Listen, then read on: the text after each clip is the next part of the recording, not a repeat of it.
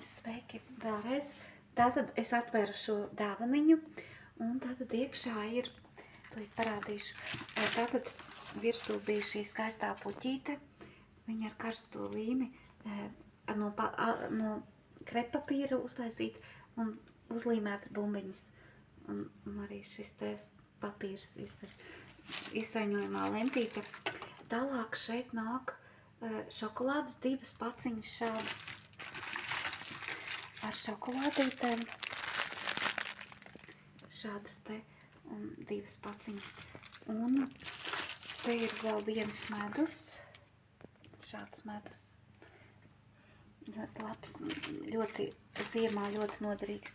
Šeit ir arī šīs te mazās konfektītes, un te ir arī tāds kausiņš, smuks izrotāts ar iekšā ļoti skaisti ar tādiem ziliem ornamentiem, vai arī maza bļodiņa, kurais zupu vajag ielikt kaut kādas saldumiņas uz galda smuki.